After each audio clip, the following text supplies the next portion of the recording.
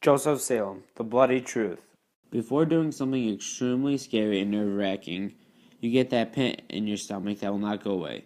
Everyone gets that fluttery sensation before a big game, test, or giving blood. Heart rate starts and increases rapidly, pumping blood to your muscles, making your hand pulsate. June in the Joy Luck Club had the same fight or flight response when she was first meeting her sisters in the airport to tell them that her mother had died. She had that same pit in her stomach, but was later glad she met her sisters and began a relationship with them. I went through a similar experience as June did. I was extremely nervous about giving blood and later was happy that I donated.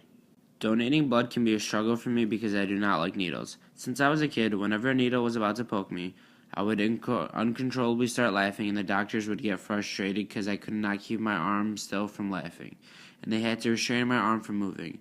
I was worried it was going to happen while I was donating blood, but luckily it did not.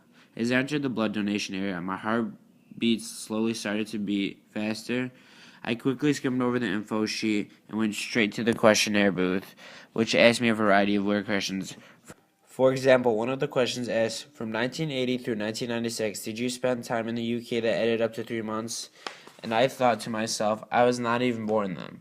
After I filled out the questionnaire, the nurse came over to get a sample of blood to test later. So she takes out a small cylinder-looking thing and pricks my finger without warning. I was shocked because I did not even see the needle. Heartbeat begins to beat faster and harder after that moment.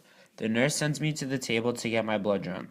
I start to take deep breaths, and my heart feels like it's going to jump out of my chest. The nurse comes over with the needle, looking for a vein. He puts the needle on my arm, and it feels like my blood is being drained.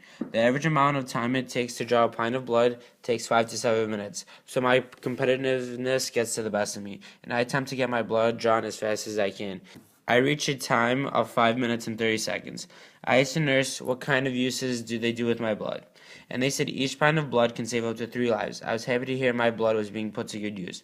After donating blood, I was glad I did it. This is similar to June seeing her sisters for the first time. This experience taught me that I should not be afraid or nervous regarding new experiences in life and just experience them. This experience changes my perception about donating blood. I'm excited to do it again and help save more people. More people should give back to the world, and a great way to do that is by donating blood.